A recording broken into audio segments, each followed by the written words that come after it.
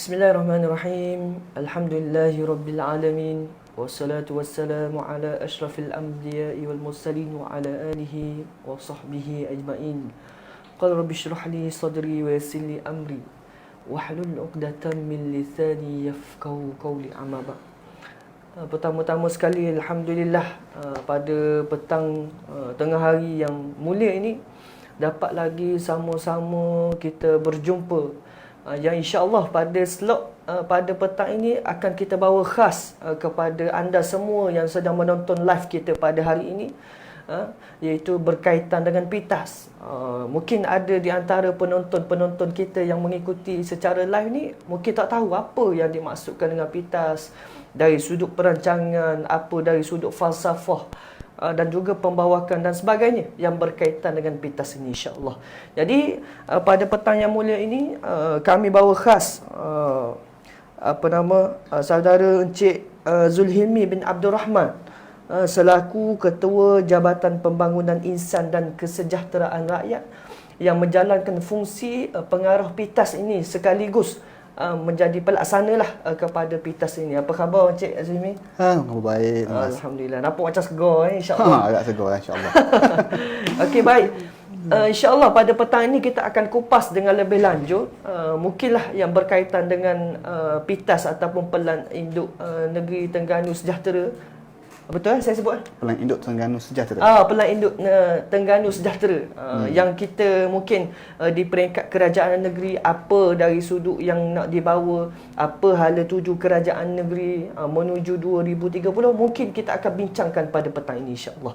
Jadi tanpa melengahkan masa lagi, kita beralih kepada soalan-soalan yang saya sebut sebagai cepumah lah. Soalan yang bersifat cepumah, yang insya-Allah semua soalan-soalan yang akan saya ajukan ini insya-Allah moga-moga membukakan lagi minda kita supaya kita tahu, oh ini rupanya hasrat kerajaan negeri, ini rupanya yang negeri nak bawa. Jadi insya-Allah moga-moga kita akan dengarlah sedikit perkongsian yang akan disampaikan oleh Encik Zulhilmi insya-Allah.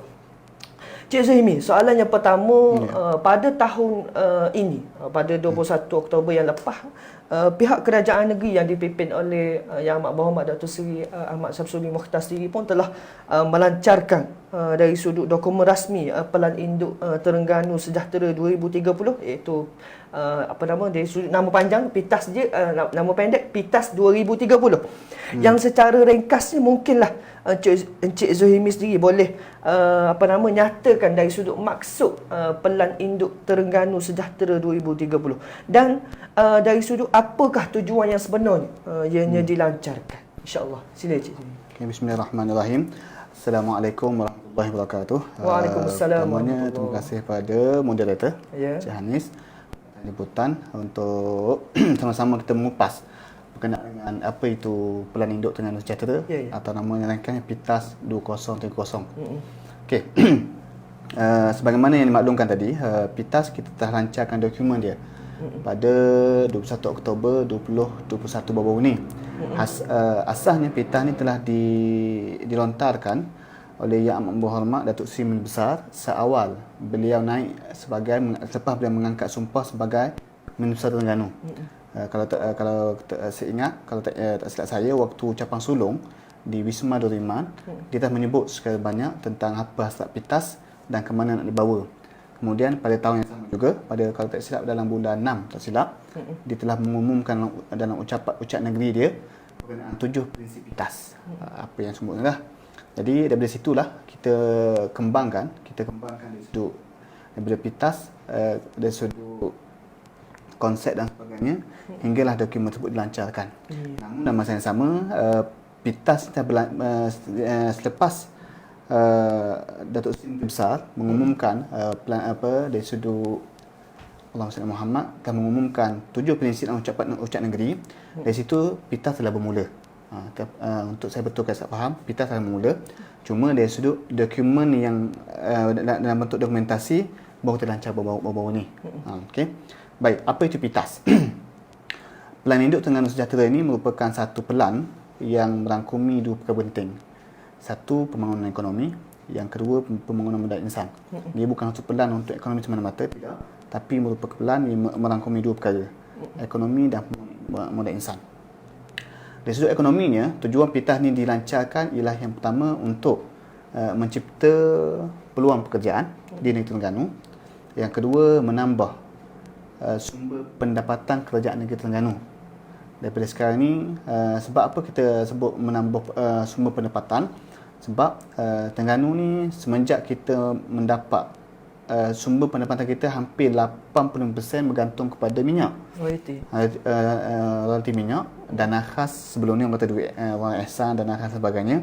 Tapi masih lagi dikira sebagai dana khas persekutuan yang diambil dari minyak. Jadi sumber ni agak nak ceritanya agak tak sihat lah. Bukan tak sihat, bagus duit tu ada. Cuma dana khas ni dia naik turun bergantung kepada situasi politik di pusat. Maksudnya terlalu bergantung. Terlalu amat bahaya.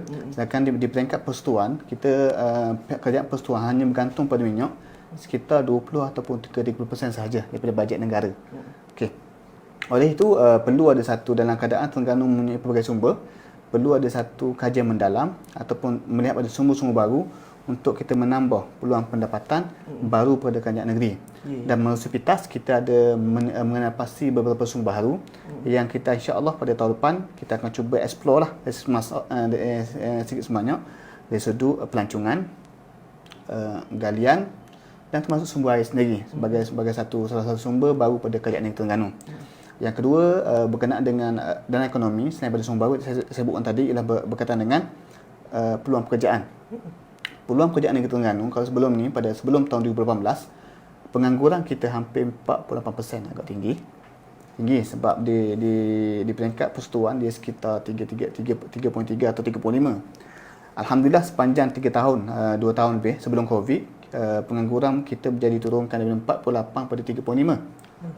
Mana pihak kerajaan kita mengambil pelbagai inisiatif untuk berjaya pengangguran diturunkan. Namun oleh kerana berlaku pandemik Covid-19, kita meningkat kembali pengangguran daripada 3.5 kepada 4.2%. Agak tinggi kembali. Pun begitu, insya-Allah dalam keadaan macam tu, kita lepas ni saya akan cerita balik macam mana keadaan kita guna pakai. Alhamdulillah kita cuba untuk pulihkan kembali pengangguran di negeri Terengganu. Itu dari sudut yang pertama. Yang kedua, PITAS dari sudut pembangunan PITAS dari sudut pembangunan ekonomi. Yang kedua, PITAS dari sudut pembangunan insan, kita fokus untuk melahirkan masyarakat yang beragama, bermasyarakat dan berkebajikan. Apa maksud beragama? Ialah satu, masyarakat yang memahami agama, yang kemudian yang kedua, masyarakat yang mengamalkan agama. Ada orang yang memahami agama tapi tak mengamalkan agama. Tapi bila dia beragama, maksudnya dia memahami agama dan dia mengamalkan agama. Oleh itu kita akan perbanyakkan program-program yang berkaitan dengan keagamaan, program-program untuk menyedarkan rakyat berkenaan pentingnya apa itu Islam, kenapa kita mesti beragama dan kenapa mesti mengamalkan agama dan sebagainya. Makna penekanan kepada syurga, neraka, dosa dan pahala satu bentuk yang kita tekankan dalam PITAS, dalam program PITAS 200. Yang kedua, bermasyarakat. Sebab ada orang yang beragama tapi yang menyendiri, tak mahu gitu. Kita nak dia bermasyarakat, bersama dengan masyarakat, keluar dan sebagainya, bersosial dan sebagainya. Dan lebih mencabar saya. Sebab bayangkan sekarang ni zaman maya, ramai orang selesa dengan dunia masing-masing dalam Facebook dan sebagainya. Lagi dalam zaman gamers ni semua sekali, lagi teruk. Setengah tu dia boleh bermain game dari pagi sampai ke malam, dari pagi sampai petang. Contoh macam itulah. Jadi benda ni benda yang perlu dididik dan diasuh supaya semua bermasyarakat. Dia beragama, dia bersolat dan sebagainya, dan dia bermasyarakat. Dan yang ketiga, berkebajikan. Dia saling bantu satu sama lain. Dia prihatin pada jiran sebelah masing-masing untuk supaya tak berlaku yang Nabi sebut, Nabi amat murka pada orang yang tahu yang lapar, dia tak bantu dia yang tersebut. Jadi kita nak lahirkan masyarakat yang beragama, bermasyarakat dan berkebajikan. Itu asas ringkasnya lah berkenaan apa itu PITAS dan kenapa ia diwujudkan. Yang kedua, daripada PITAS ni kita rangkum kepada satu model rumah PITAS. Rumah PITAS nama dia, model rumah PITAS yang merangkumi, oleh kerana PITAS ni kita ada sesama besar je, maju berkat sejahtera. Kita ada dari situ kita kembangkan kepada 7 prinsip yang telah diumumkan. Untuk jayakan dia perlu ada pelan tindakan. Kita ada 10 teras strategi yang merangkumi 4 berkaitan dengan sosial tadi tu, 6 berkaitan dengan pembangunan ekonomi. Dan 10 strategi ini dia akan diberikan pada setiap exco. Setiap satu strategi mewakili setiap exco masing-masing lah. Jadi dari situlah kita akan kembangkan dari sudut teras strategi. Dari teras strategi kita akan keluarkan pelbagai program dan pelan tindakan, dan pelan tindakan yang kita program yang besar-besar ni kita namakan sebagai mercu tanda, sebagai signature pada status quo. Itu sebagai mukadimah lah. Jadi silakan balik pada moderator. Okey, baik. Terima kasih kepada Encik Zuhimi. Napok cakap laju tapi sak. Laju faham? Jelas laju tu? Jelas. Bagi betul. saya jelas. Tapi kita kena tanya juga penonton yang mengikuti. Kalau laju ayah. Live kita pada petang ni, insya-Allah. Baik. Untuk soalan yang kedua Encik Zuhimi, dari sudut apa yang kita nampak, contoh slogan maju, berkat dan juga sejahtera ada dimasukkan dalam PITAS. Jadi mungkin boleh Encik Zuhimi nyatakan sebab apa dimasukkan dari sudut perkataan maju, berkat dan juga sejahtera itu.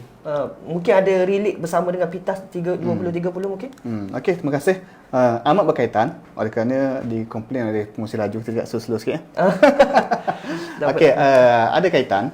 Sebetulnya bila kita umumkan slogan maju, berkat dan sejahtera, dia bukan slogan kosong, bukan sekadar kita lontar. Kita setiap perkataan tu kita ada falsafah masing-masing, dia ada pengertian yang kita masukkan. Jadi sebenarnya maju, berkat dan sejahtera merupakan sasaran yang ingin dicapai oleh PITAS. Dia gitu, kalau bentuk rumahnya di atas sekali. Mana kita ada falsafah, strategi. Sasaran kita ialah kita nak Terengganu menjadi negeri maju, berkat, sejahtera menjelang 2030. Jadi persoalannya, apa itu maju, apa itu berkat, apa itu sejahtera. Gitu. Baik, maju ni melibatkan 3 indikator. Maju kita nak, pertama maju dari sudut pembangunan fizikal yang untuk menyelesaikan masalah rakyat. Kita tak nak kita bina pelbagai pembangunan tapi rakyat tak rasa pembangunan tersebut. Banyak mana yang kita buat, banyak mana yang kita buat bangunan, sebagai contoh mudah lah, ada setengah tu buat bangunan tinggi-tinggi, tapi apa yang rakyat dapat? Jadi kita nak di Terengganu kita bina sebanyak mungkin pembangunan prasarana tapi untuk menyelesaikan masalah rakyat.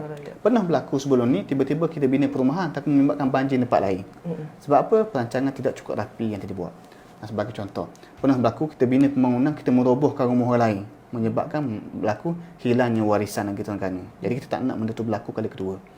Sebab dalam PITAS ni disebut pembangunan, kita buat pembangunan, kita nak menyelesaikan masalah rakyat, dan masa sama kita nak menjaga warisan negeri Terengganu supaya tak hilang. Sebab Terengganu terkenal dengan warisan dia. Warisan tembaga, songket, batik, ukiran halus. Benda-benda tu benda-benda yang kata satu warisan dan tinggalan yang di Terengganu yang wajar diperkasakan, bahkan wajar tahun baik diinovasikan dari semasa ke semasa. Itu maju dari sudut pembangunan. Yang kedua, maju dari sudut manusia. Sebab banyak berlaku kita maju pembangunan tapi manusia rosak. Menyebabkan apa? Kemajuan tu tak boleh dikembangkan ataupun menyebabkan kemajuan tu tak dapat dikecapi dengan baik. Jadi kita nak maju dari sudut pembangunan fizikal. Yang kedua, maju dari sudut pembangunan manusia. Yang ketiga, maju dari sudut kelestarian pembangunan. Maju dari sudut kelestarian pembangunan, kita tak nak. Kita nak maju manusia, tapi kita maju pembangunan, tapi kita ranapkan alam sekitar. Dan tak macam tu.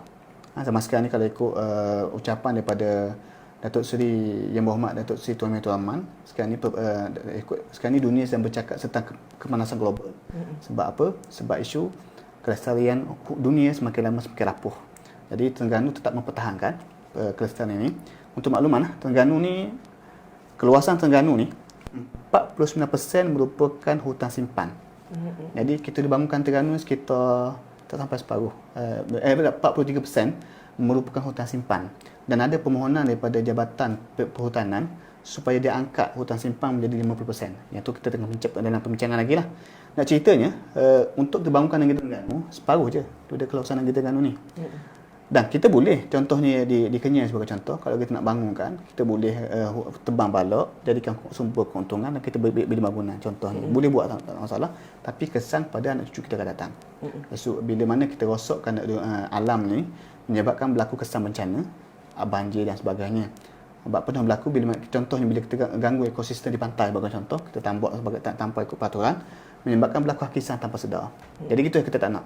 Jadi kita kata bila maju mesti melibatkan pembangunan fizikal, yang kedua pembangunan manusia, yang ketiga pembangunan yang menjaga kelestarian sekitar. Itu maju. Yang kedua berkat. Berkat melibatkan 2 indikator. Yang pertama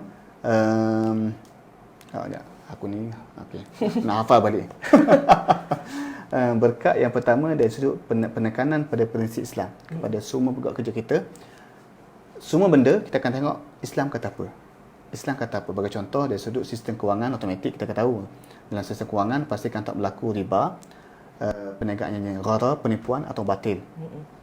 Dan termasuk dari sudut pembangunan struktur rumah dan sebagainya. Macam mana Islam kata dan prinsip pembangunan struktur rumah dan sebagainya.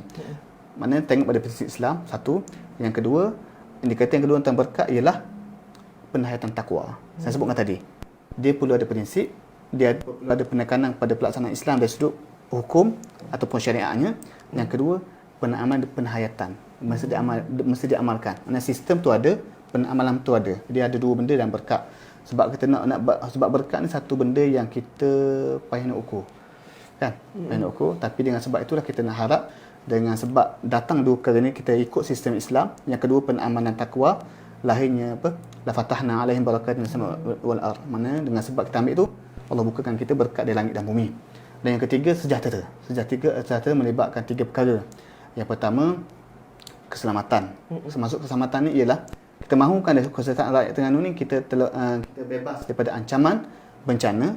Sebab Terengganu ni dua je yang besar yang Terengganu ni. Dia ada dua yang ancaman.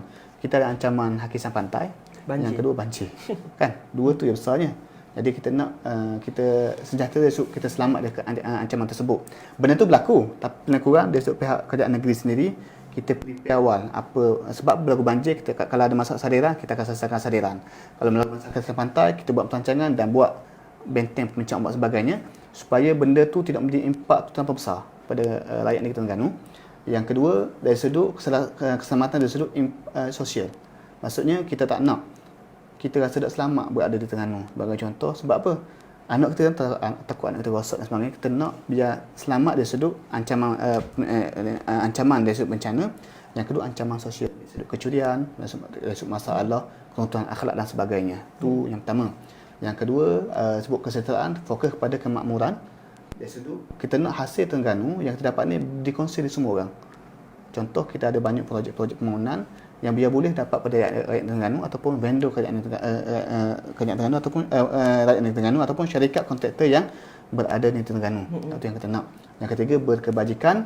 Dari sudut kesejahteraan kita nak supaya rakyat Terengganu sentiasa mengamalkan budaya berkebajikan. Maksud apa berkebajikan? Maksud berkebajikan ni, kalau sebut negeri welfare state, negeri kebajikan, kita hanya kerajaan sahaja yang bagi bantuan pada rakyat. Tapi berkebajikan maksudnya bukan setakat kerajaan. Rakyat, komuniti saling bantu-membantu untuk mencapai kesejahteraan rakyat itu sendiri. Semua main peranan. Sebagai contoh, ambil contoh macam banjir, krisis air baru ni. Saya suka contoh air sebab nampak depan mata. Bila berlaku krisis air di Kuala Nerus, memang agak ketika saya pun terkena. Hampir 2 minggu air. Kesan yang berlaku ialah rakyat tengah marah ni. Kerajaan bagi bantuan dari sudut air bersih dan sebagainya, satu kontur dan sebagainya. Tapi dengan kemampuan yang ada, mungkin tak sampai pada setiap rakyat yang ada. Mungkin letih. Jadi apa yang bantu? Komuniti bantu. NGO bantu untuk salurkan air pada setiap rumah. Salurkan air semua sekali. Dalam masa yang sama, individu pun terlibat sekali bantu. Macam mana individu bantu? Masa tu masing-masing buat boring, buat air bawah tanah tu. Pakai siapa nak ambil percuma sebagainya. Benda ni mengurangkan separuh beban kerajaan. Yang pertama menjimatkan perbelanjaan kerajaan. Yang kedua menyelesaikan masalah rakyat di peringkat masing-masing yang perlukan air waktu itu. Bayangkan air ni satu bentuk, orang kata kalau elektrik tak ada, dah seberat air tak ada. Elektrik tak ada ni pakai lilin, selesai masalah. Kalau panas kipas tu je. Kalau air tak ada, tak boleh buat apa-apa kita. Jadi kesan betul alhamdulillah. Tu antara benda konsep berkebajikan kita nak. Dan kalau boleh kita benda ni kita nak kembangkan lagi konsep berkebajikan sebagai contoh mudahnya pembinaan masjid sebagai contoh atau pembinaan jambatan sebagai contoh. Semua benda ni kalau kita boleh satukan dengan konsep berkebajikan, kita menggalakkan rakyat ni mengeluarkan belanja, tapi tujuannya untuk menambahkan pahala masing-masing untuk kemudahan rakyat itu sendiri. Itu dia konsep maju berkat sejahtera yang merupakan sasaran kepada PITAS 200. Jadi maju berkat ini satu komponen dalam model rumah PITAS itu sendiri. Okey. Panjang lebar tadi. Jawapan daripada Encik Zulimin. Nak suruh hurai berkenaan dengan slogan maju berkat sejahtera. Maksudnya boleh buat kuliah khusus berkaitan dengan maju berkat sejahtera. Maksudnya banyaklah komponen-komponen yang telah pun diterangkan oleh panel kita sebentar tadi. Okey, baik. Tanpa melengahkan masa lagi. Banyak sebab dengan kita ni ada banyak soalan, jadi kita kena percepatkan dari sudut soalan-soalan ya, insya-Allah. Baik. Untuk soalan yang ketiga, Cik Zimi. Tadi Cik Zimi ada terangkan dari sudut pembangunan, dari sudut berkenaan dengan ekonomi, sumber pendapatan rakyat, dan juga dari sudut mungkinlah yang menjadi efek kepada anak-anak muda sekarang dari sudut peluang pekerjaan. Dan adakah ianya diukur pada tahap situasi semasa, contohnya dari sudut kelembapan ekonomi global, isu COVID-19, dari sudut ECRL, RMK yang ke-12 yang baru-baru ini? Jadi mungkin Cik Zimi ada pandangan. Okey, gini, kita ni bila kita bangunkan Pitas ni, kita bukan bangun silo, bukan bangun kata kami buat pelan kami tak hiraukan orang lain, jangan macam tu. Bila kami bangunkan pelan, dia melibatkan secara akademiknya, kita melihat pada cabaran, permasalahan semasa dan cabaran potensi yang ada pada negeri Terengganu satu. Yang sesungguhnya kita tengok pada pelan-pelan yang sedia ada. Di peringkat pusat, di peringkat federal, kita dah ada panggil pelan Wawasan Kemakmuran Bersama 2030. Dia hampir sama dengan kita kan, Wawasan Kemakmuran Bersama. Kita lihat perancangan tersebut dan kita adaptasi dengan Pitas itu sendiri. Yang kedua, kita ada RMK 12 yang baru dilancarkan baru ni. RMK 12 ni melibatkan hampir untuk Terengganu hampir 309 projek sepanjang 5 tahun yang memakan belanja sekitar 10 bilion, agak tinggi. So kita pun ambil kesempatan yang sama dan termasuk pelan yang dibuat oleh ECRDC yang dibuat perancangan di peringkat pusat untuk negeri Terengganu. Okey. Apa yang saya boleh ringkaskan ialah kita mengambil semua perancangan tersebut dan kita adaptasi dengan Pitas itu sendiri. Sebab kita tak nak sebagaimana yang selalu disebutkan oleh Yang Amat Berhormat Datuk Seri Besar, dia kata pastikan sebarang bentuk perbelanjaan dari pusat kita guna pakai sepenuhnya. Sebab ni mengambil pengalaman lepas banyak berlaku projek kerajaan di Terengganu sepatut pertukaran dari federal kita keluarkan dulu. Tu orang panggil satu bentuk yang agak tak cerdik lah kasarnya.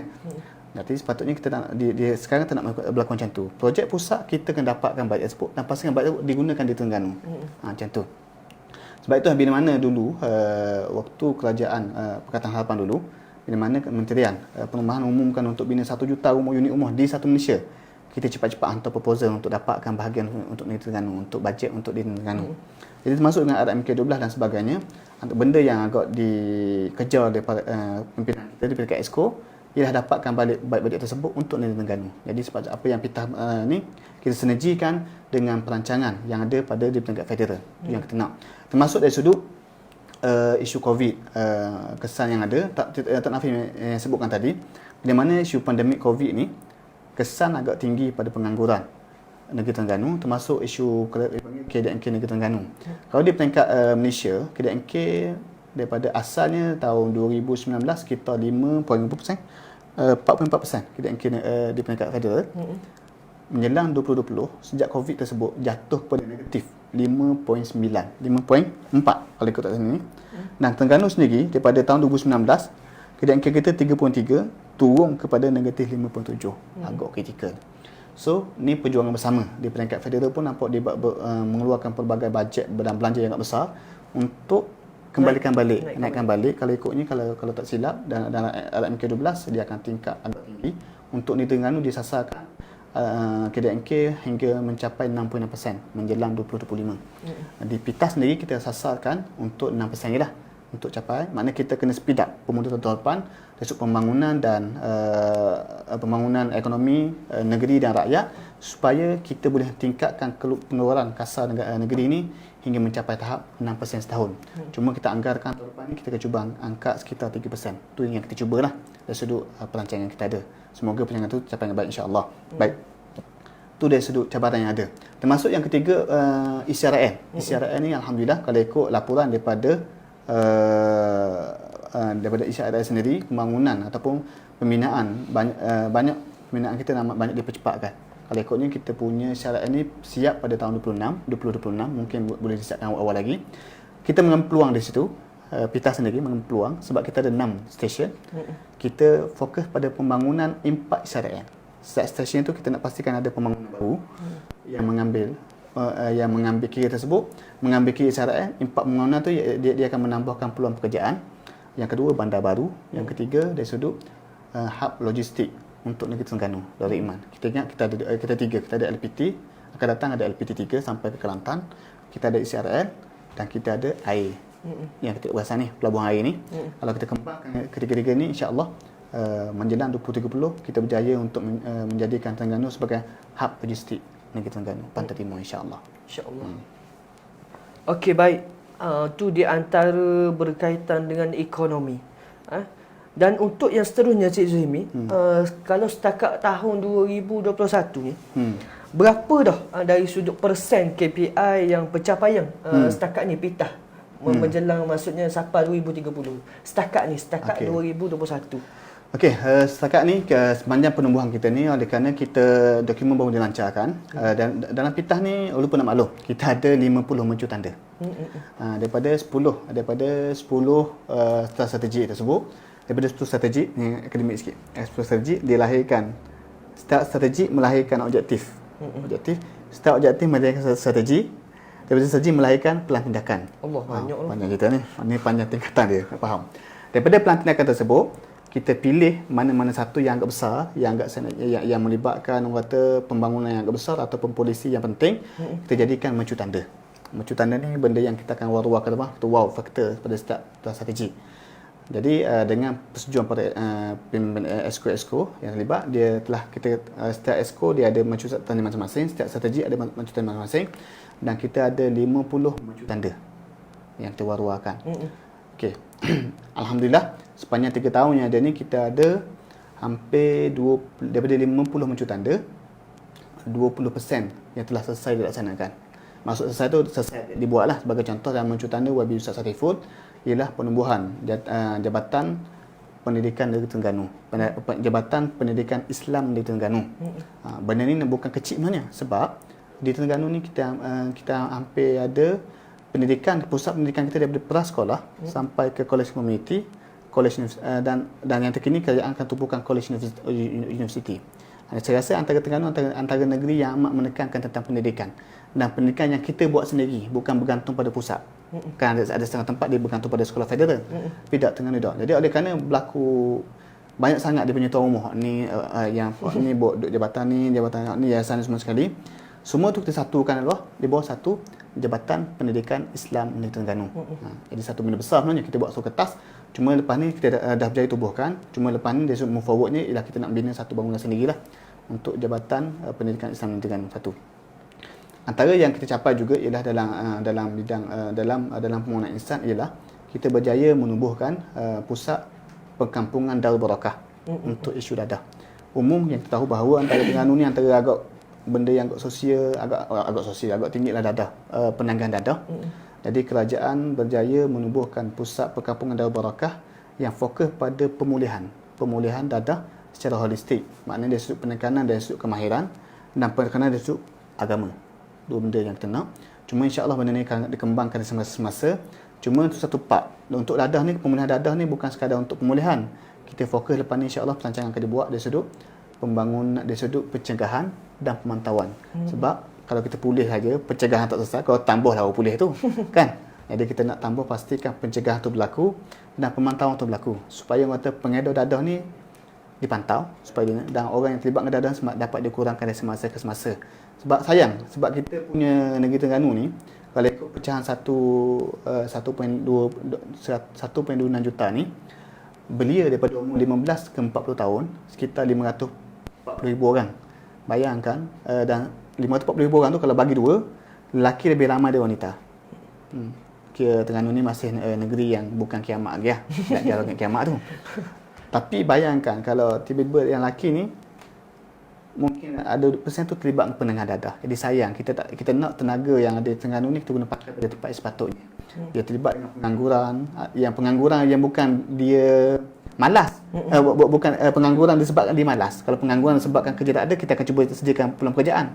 Tapi pengangguran sebab dia malas bekerja ataupun isu dadah, isu sosial, sayang kita punya modal insan tu tak gunakan sepenuh mungkin. Jadi itu antaranya, dan daripada 20% yang telah selesai dilaksanakan, 60% dalam dalam tindakan.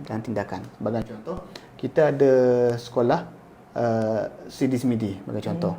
Dalam tindakannya ialah kita nak fokus supaya bangunan-bangunan yang sekolah-sekolah yang kita bangunkan ni berjaya dibina bangunan sendiri. Kita tak nak menumpang lagi di bangunan muakkadah dan sebagainya. Itu dalam perancangan masa panjang.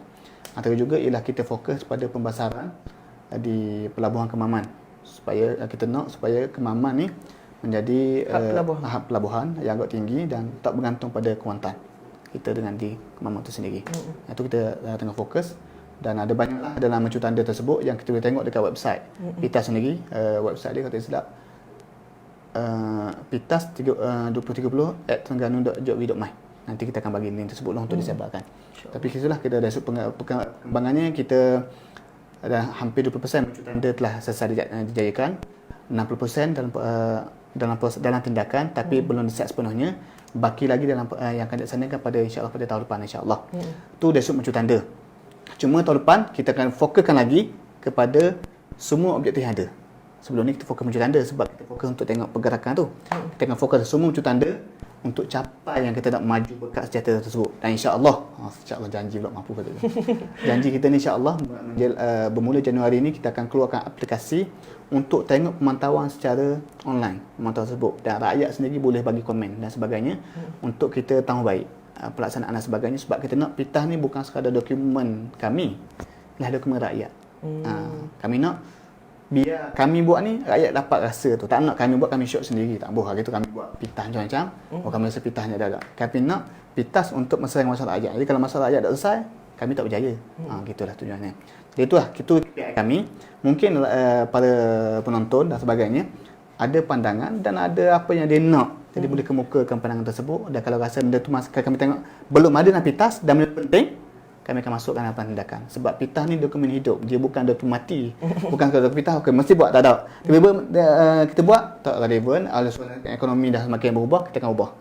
Yang penting kita prinsip yang sama, telah yang sama, ukuran yang sama. Pergerakan program bentuknya kita akan bebas, tak ada masalah. Kita sebab itu waktu tiba pandemik kita ubah lagi perancangan tersebut. Sebab mana PITAS dokumen hidup yang boleh kita membaik semasa-masa, dan kalau ada hasrat ayat yang dia kata ada cadangan, pelbagai cadangan boleh kemukakan dan kita akan tahu baik dan kemudian itu sendiri. Cumanya sebab apa dia dipilih 2030 sebagai tahun tahun akhir? Menarik saat-saat. Ya gini, kenapa 2030? Kenapa dia, tidak 2050? Bukan, dia ada dua. Dia kalau ikut RMK, setiap rancangan Malaysia, dia ikut 5 tahun sebagainya. Kita kalau panjang ia lebih dari 10 tahun, mungkin 20 tahun dan sebagainya, macam wawasan 20 waktu Tun Mahathir umur lama tu. Kita ni panggil perancangan segmen sederhana. Nak terpendek tak pendek, perancangan 10 tahun. Kenapa 2030? Sebab PITAS ni kita fokus pada pembangunan lestari. Kelestarian pembangunan. Kita nak pembangunan kita ni mesti mengambil kira kelestarian alam. Sebagai contoh, isu pengerukan pasir di muara-muara sebagai contoh. Pengerukan pasir ni kalau ikutnya kita sebagai satu sumber-sumber baru dalam PITAS 2030. Dan masa sama kita mengambil kira pandangan alam sekitar supaya pengerukan pasir tersebut tidak menyebabkan berlakunya dipanggil kerosakan pada badan sungai. Jadi kajian perlu dibuat supaya pengerukan pasir itu tidak memberi impak yang besar kepada sungai-sungai negeri Terengganu lah, sebab Terengganu ni kita ada sebelah lembangan sungai. Kalau kita silap percaturan dia akan jadi masalah lah. Tapi benda tu kena kita gunakan dengan cara yang baik supaya tidak berlaku kerosakan badan sekitar. 2030 antara benda sasaran PITAS ialah kita nak capai negara maju berkat acara pada 2030 sebab mengambil kira perancangan dari PBB. Dia mengeluarkan SDG, Sustainable Development Goal, dipanggil apa sebenarnya? Pembangunan lestari. Pembangunan lestari menjelang 2030 disebut direct. Jadi dia nak dunia ni pada 2030 menekankan kelestarian yang dia ada 17 indikator tu. Jadi kita mengambil semangat tersebut, kita sebagai negeri Terengganu membantu Malaysia untuk mencapai kelestarian. Maksudnya kalaulah PBB meminta Malaysia mengukur kelestarian, Terengganu antara negeri yang kita nak ukur. Dan kita saya rasa antara negeri yang terawal meletakkan kelestarian pembangunan untuk Malaysia. Sebab tu kita tak 2030. Cuma dalam SDG tersebut kita sebut direct, kita sebut mesti diadaptasi dengan prinsip Islam. Sebab apa diadaptasi? Sebab dalam dalam SDG yang ke-6 dia ada sebut gender equality, persamaan gender. Yang tu kita kata tak boleh takut dia itu LGBT pula. Dia sebut dia adaptasi mesti mengikut prinsip Islam tu sendiri. Tu je. Okey, baik. Tu di antara jawapan-jawapan yang telah pun disampaikan oleh Cik Zuhaimi. Dan soalan yang seterusnya, mungkin ni soalan tu juga ni menarik juga. Bagaimana maksudnya Encik Zuhaimi sendiri melihat dari sudut interaksi antara penjawat awam selaku penggerak kepada agenda kerajaan negeri, khususnya kepada pelaksana PITAS 2030 ni dalam menyampaikan maklumat, dalam menyampaikan pesanan dan juga sebagainya, dan juga polisi-polisi yang telah pun ditetapkan dalam PITAS 2030 ni supaya dapat diterjemahkan dengan jayanya. Bagaimana? Okey, bila mana saya masuk dalam di COE PITAS, antara benda yang kita tekankan ialah bagaimana kita nak jadikan PITAS dengan baik dengan kerjasama dengan semua pihak, termasuk penjawat awam, agensi dan jabatan dan sebagainya lah dalam itu. Antara benda yang kita buat ialah alhamdulillah PITAS daripada awal kewujudan dia ni kita mendapat banyak kerjasama daripada pihak TCS sendiri, khususnya pihak UPEN. Jadi alhamdulillah terima kasih kepada pihak UPEN yang membantu dari sudut penyediaan kertas untuk memastikan PITAS ni dijayakan.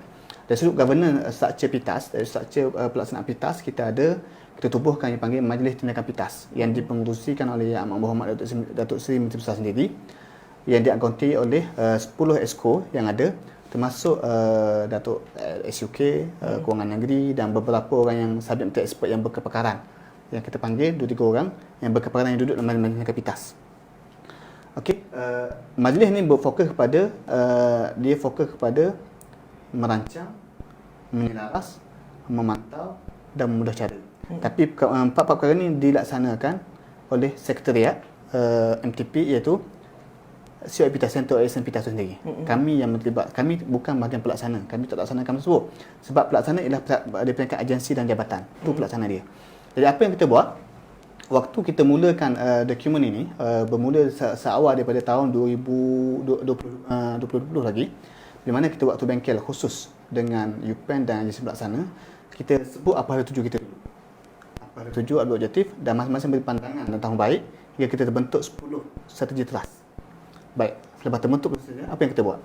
Supaya kita tak nak, sebab pelaksana bukan kami, pelaksana adalah pihak jabatan. Kita panggil semua sekali, kita buat belah bengkel. Banyak. Dalam bengkel, satu bengkel dia kontak oleh semua agensi yang terlibat di setiap exco. Untuk kita minta dari sudut pandangan, satu, kita nak saraskan hal tuju. Yang kedua, kita nak senaraikan pelan tindakan yang bersesuaian. Jadi semua agensi memberi kerjasama dan memberi cadangan pelbagai yang mengikut jabatan masing-masing. Jadi alhamdulillah itu satu bentuk shared value yang kita anggap sebagai satu kejayaan bersama lah untuk kita bangunkan dokumen ini. Maksudnya dokumen ini kita selaraskan dari awal lagi perbincangan daripada hala tuju dan program dengan semua agensi dan pegawai-pegawai yang terlibat. Jadi nak cerita ni satu bentuk yang kejayaan bersama. Sebab tu saya kata dokumen PITAS ni bukan dokumen saya, dokumen kerajaan negeri yang kita punya satu hala tuju. Mana kita tak nak bila sebut jabatan semua ikut masing-masing, tak. Kita satu kapal je, kita bergerak ke depan. Jadi Terengganu sampai tahap 2030 gini jadi dia. Gitu. Jadi itulah peringkat pertama, penyediaan dokumen. Cuma lepas ni banyak akan berlaku ialah keadaan pemantauan dan memudah cara. Sebagai contoh, katakanlah tiba-tiba kita kata kita nak, antara benda yang kita buat ialah perumahan patuh syariah sebagai contoh. Jadi apa yang kita buat? Tugas kami ialah kami sediakan konsep masuk perumahan patuh syariah. Datang orang yang bahagian arkitek, dia terjemahkan tu dan kita bincang dengan bahagian SUB perumahan macam mana konsep rumah tersebut nak terjemahkan. Itu masuk mudah cara. Dan apa benda yang berlaku orang kata start, kita akan duduk kat tengah. Macam mana selesaikan dengan cepat mengikut masa yang ditetapkan. Itu antara fungsi kami. Jadi kami ialah merancang bersama, lepas merancang dah jadikan pelan tindakan.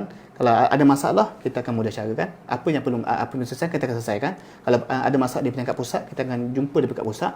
Kebetulan pula negeri Terengganu dan di peringkat federal ni parti yang sama. Mudah cerita gitu. Jadi memudahkan perbincangan untuk dibuat. Jadi termasuk juga kita akan membuat jaringan-jaringan dengan pihak universiti tempatan. Kita ada banyak dengan pihak UMT dengan UNIZA dan sebagainya, termasuk universiti di Lembah Kelang dan sebagainya. Itu antara tugas kami lah untuk memudah cara untuk memastikan perancangan PITAS tu berjalan dengan sepatutnya. Selepas itu kami akan mantau supaya berjalan on the track. Itu yang kita buat. Jadi benda-benda ni lah antara ni gabung jalan ini, alhamdulillah kita dapat Yang dipanggil rentak tu berjalan dengan baik, tak ada masalah. Dan kita pun tak nak bagi satu tekanan yang kuat. Cuma kita nak pastikan benda tu berlaku ikut masa yang telah ditetapkan. Kalau tak, jadi kalau semakin lambat semakin drag lah. Itulah tu yang asalnya kita buat. Alhamdulillah. Okey, baik. Terima kasih kepada Encik Zuhimi di atas jawapan yang telah pun diberikan. Maksudnya segala jawapan yang diberikan tadi maksudnya kita boleh terima dengan hati yang terbuka. Sebab apa? Sebab bila saya ajukan soalan, maksudnya jawapan tu secara direct, insya-Allah. Maksudnya mudah untuk difahami. Cumanya nak tanya jugalah Cik Zuhimi sendiri, mungkin hak ni dari sudut pemerkasaan, dari sudut undang-undang syariah dan sebagainya, setakat hari ini apa dah perubahan yang telah pun dilaksanakan oleh pihak kerajaan negeri untuk memperkasakan lagi undang-undang yang sedia ada? Okey, ini agak detail. Dia pemerkasaan undang syariah di peringkat dalam PITAS dia letakkan di bawah teras yang kedua. Kalau tak silap, pemantapan pelaksanaan undang syariah. Yang pertama, bila sebut pelaksanaan undang syariah dia melibatkan 3 perkara lah. Satu dari sudut pemerkasaan anemen syariah. Yang kedua dari sudut penguatkuasaan yang dibuat di peringkat bawah. Yang ketiga dari sudut penguasaan dari ada 3 perkara dari pemerkasaan anemen. Yang kedua dari sudut penguatkuasaan. Yang ketiga dari sudut yang kedua pelaksanaan, yang ketiga dari sudut penguatkuasaan. Okey, dari sudut anemen, alhamdulillah di peringkat Exco sendiri dah menubuhkan satu jawatan untuk membuat samakan pada anemen yang ada, yang sedia ada, yang dianggoti oleh beberapa pakaian dia lah, daripada hakim-hakim yang agak berkaliber untuk dibuat. Kalau tidak, mungkin terdekat ni akan diumumkan balik perubahan anemen tersebut. Yang kedua dari sudut tu dia fokus pada pembangunan prasarana. Antara sebab mencu tanda di peringkat PITAS ialah nak melengkapkan prasarana mahkamah syariah. Sebab setiap tahun, kalau tak silap, tahun ni kita fokus pada mahkamah rayuan. Kita bina balik. Kita buat baru balik mahkamah setiu, tak silap. Mahkamah rayuan di setiu, tak silap ni. Maklumat tu kalau tak silap saya akan betulkan balik.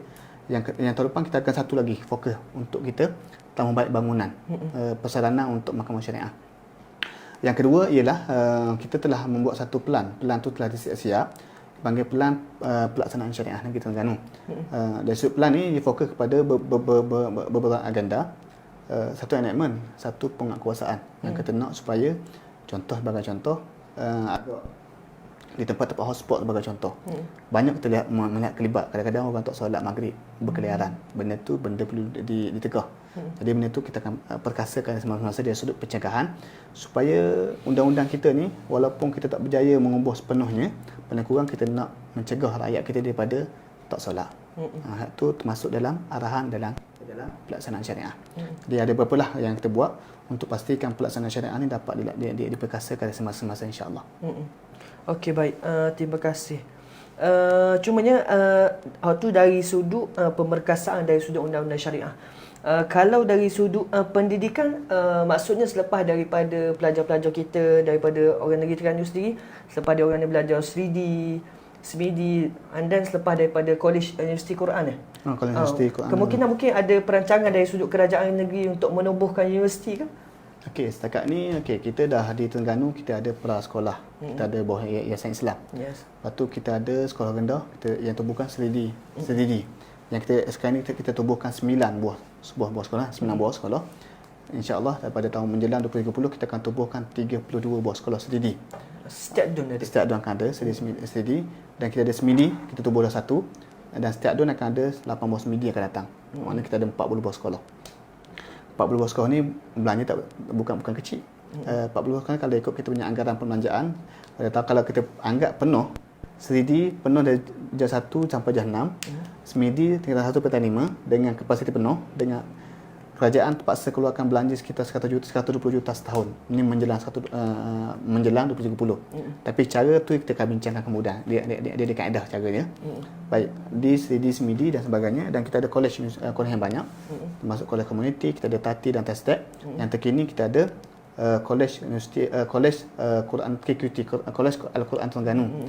Sekarang ni Kolej Al-Quran Terengganu kita dalam peringkat untuk tubuhkan dia sebagai Kolej Universiti Al-Quran Terengganu. Yang kita akan buat di Durian Mentangau, melibatkan tanah lebih kurang 300 hektar lebih. InsyaAllah pada akhir tahun ni atau awal tahun depan kita akan buat pecah tanah lah untuk bina satu kolej yang berpaksikan kepada imej Negeri Terengganu dan Islamik untuk kuala tersebut.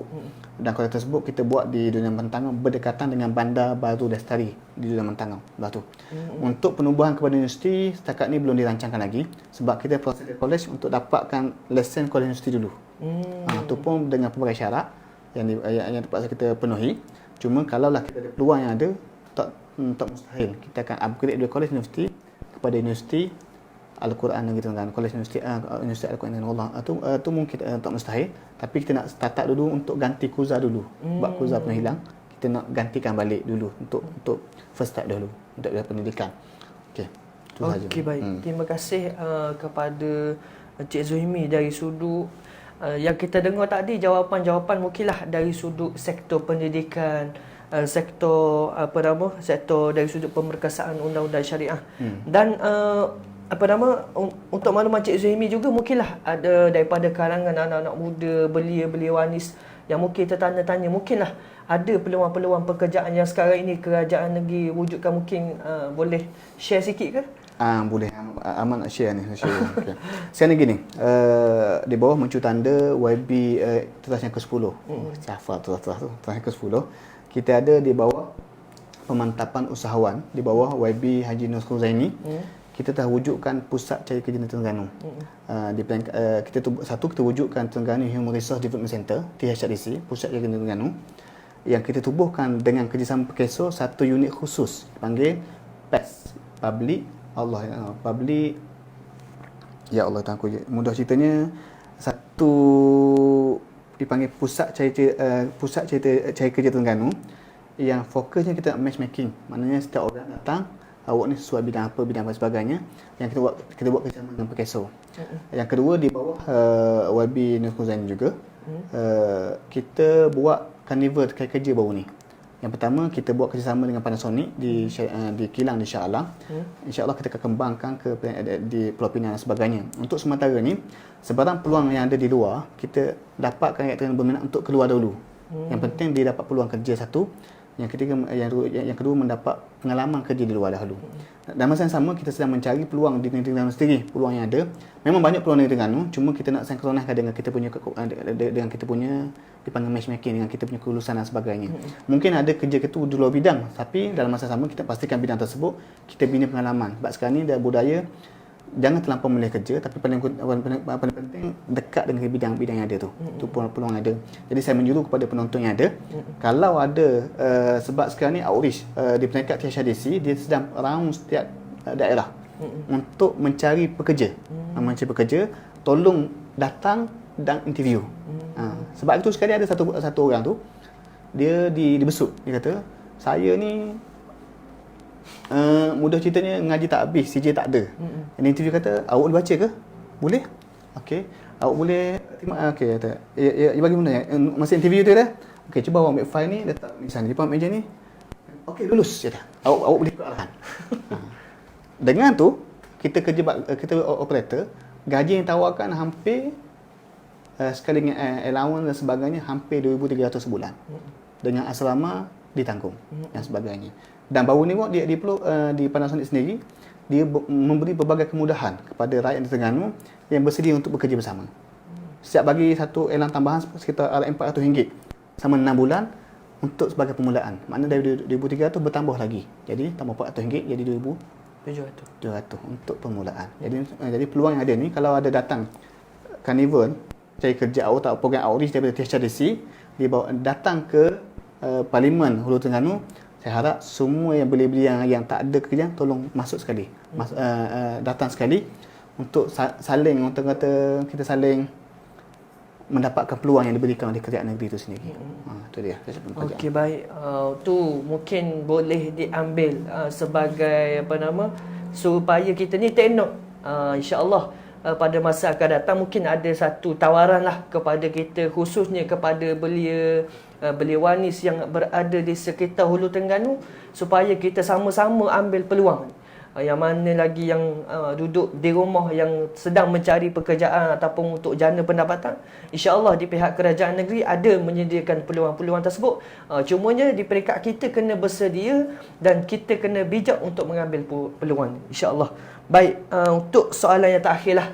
Saya kira pada petang ini mungkin rakyat-rakyat di Hulu Terengganu khususnya nak tahu juga apa dari sudut kelebihan ni PITAS ni, apa dari sudut pembangunan yang akan dibuat di Hulu Terengganu, Bandar Lestari ke, nak buat KTCC yang kedua ke dekat Tasik Kenyai ke, mana dah tahu. Jadi kita nak tahu juga wakil daripada Hulu Terengganu ni. Okey, yang pertama dari sudut pembangunan, benda yang kita fokus pada pembangunan ialah rumah. Masalah kita di Terengganu ialah pembangunan rumah agak tinggi Terengganu ni.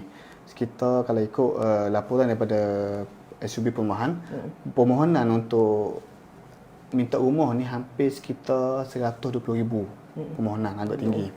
Jadi tu cuma bila mana kita kata okey betul tinggi, kita buat pemutihan balik, kita anggarkan sekitar 80,000 lah permohonan rumah ni. Maksud permohonan rumah ni perlu untuk kerajaan negeri sediakan rumah, paling kurang rumah milik untuk rakyat duduk. Ini termasuk esok janji manifesto kita menjelang rakyat yang berumur 21 ke atas berhak memiliki satu lok tanah ataupun satu rumah lah, satu rumah kediaman yang khususnya buat yang berkeluarga. Jadi apa yang kita buat dalam PITAS ialah mula kita naik tu kita tak war-warkan ni satu bentuk yang di luar, bukan di luar jeka, yang tak dibuat lepas. Kita umumkan 20,000 rumah akan dibina di Negeri Terengganu menjelang satu penggal ni. Agak tough tapi kita cuba buat. Alhamdulillah 20,000 ni termasuk kita selesaikan projek terbengkalai kerjaan dulu yang banyak yang berlaku di Hulu Terengganu. Saya rasa ada 2 projek kot, satu projek. Jadi kita selesaikan projek terbengkalai. Yang kedua kita satu Terengganu ni kita selesaikan kita kemukakan projek baru dan projek yang sedia ada kita selesaikan dengan cepat. Alhamdulillah insya-Allah menjelang tahun 2023 kita boleh selesaikan sekitar sekarang ni dah ada sama ada yang sedang dibina dan semua dalam proposal yang kita ada tu sekitar kalau bukan 18 sekitar 17,000 lebih. Tinggal 3,000 lagi yang kena. Sasaran PITAS menjelang 2030 ialah kita membina sebanyak 60,000 rumah. 60,000 rumah di Negeri Terengganu. Dengan erti kata lain ialah kita nak bina paling kurang setiap tahun 4,500 unit rumah untuk rakyat. Jadi saya menguji kepada rakyat supaya tolong isi e-perumahan tu. Isi yang kerajaan lancarkan baru ni, e-perumahan untuk rekod tu ada. Rekod tu ada baru kita boleh mohon. Jadi bila mana rumah tu siap, kita boleh tengok rekod tersebut yang sesuai untuk dibina. Untuk di Bandar Hulu Terengganu, kita ada ingat tengah Hulu Terengganu ni ialah daerah Hulu Terengganu ia terkena dengan pelancongan. Kemungkinan besar Kenyai tu akan lebih naik lah dengan sebab bangunan baru tu. Antara benda yang kita sedang tengok tapi benda tu masih belum dirasmikan lagi ialah kita nak bina satu dipanggil Bandar Bukit Chahak. Dia dekat dengan exit Telomong tu apa. Ada satu penempatan, kalau silap situ ada RTB, mungkin ada RTB yang kata berkelompok.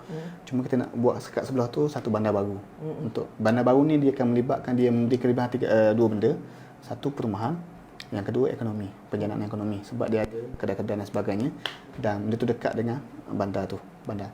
Dan di Kuala Berang, ingat di Kuala Berang pula, di Hulu Terengganu, stesen ICRL dia ada dekat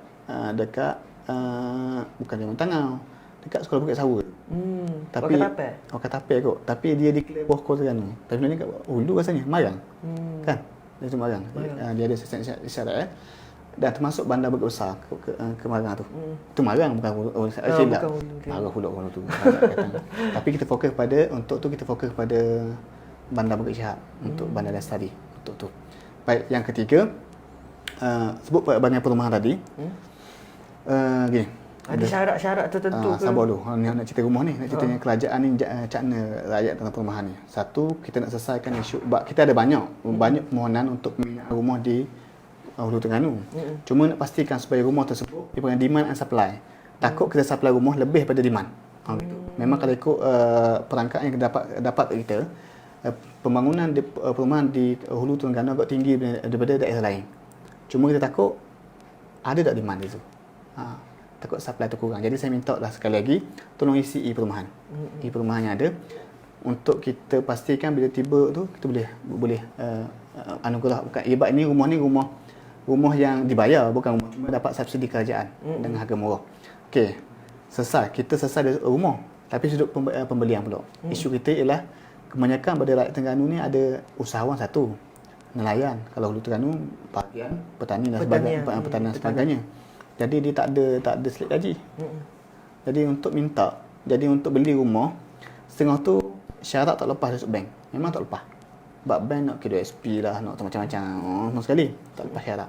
Jadi apa yang Terengganu buat ialah sebagai janji manifesto, kita keluarkan sebanyak 50 juta setahun untuk pinjaman tabung perumahan rakyat. Kita namakan Air Rahman.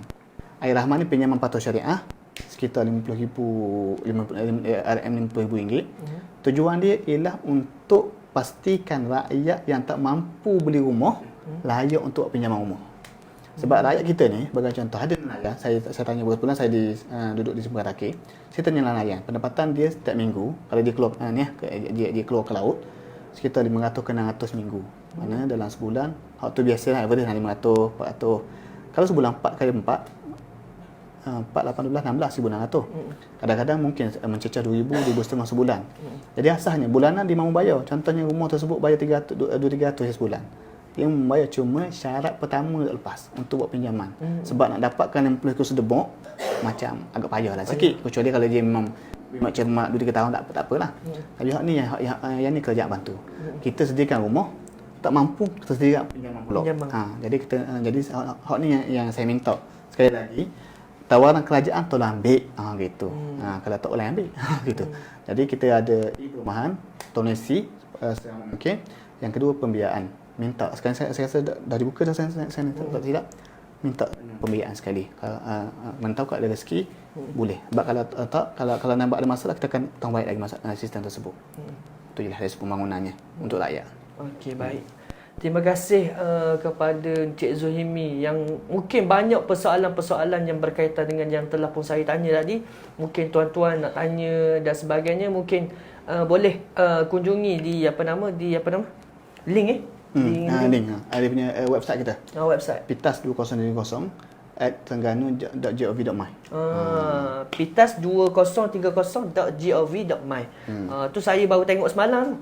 Saya tengok semalam ada juga dari sudut pelaksanaan, dari sudut falsafah. Mungkin kita boleh sebarkan lagi apa hasrat dan juga hala tuju kerajaan negeri menjelang 2030 ini dengan menggunakan PITAS sebagai salah satu pelan strategi untuk melaksanakan agenda-agenda kerajaan negeri. Jadi saya rasa sekadar itu sajalah untuk petang ini, dan saya mengucapkan terima kasih banyak-banyak kepada Encik Zuhimi yang sudi menerima jemputan kami ni. Kami ni orang Ulu, Ulu duduk di cerok-cerok Ulu. Jadi taklah, maksudnya walaupun cerok Ulu tapi insya-Allah line kita insya-Allah stable 4G. Mungkin ada sesi depan mungkin ada 5G kot. InsyaAllah. Okey, baik. Dan juga terima kasih juga kepada penonton-penonton kita yang sedia daripada awal sampailah ke habis program kita pada petang ini. Yang moga-moga kita ni dapat memberikan sedikit manfaat kepada diri kita, sahabat-sahabat kita, keluarga kita, juga orang lain insya-Allah. Dan juga sama-samalah kita sebarkan kebaikan ini, moga-moga orang lain pun dapat tahu apa yang dilaksanakan, apa hala tuju kerajaan, matlamat kerajaan untuk kesenangan dan juga keselesaan kita sebagai rakyat khususnya. Jadi untuk mengakhirkan program kita pada petang ini, sama-samalah kita tutup majlis kita dengan tasbih kafarah dan suratul Asr. Subhanakallahumma wa bihamdika asyhadu an la ilaha illa Wabillahi taufiq wal hidayah. Wassalamualaikum warahmatullahi taala wabarakatuh. InsyaAllah kita jumpa lain masa lain hari. InsyaAllah.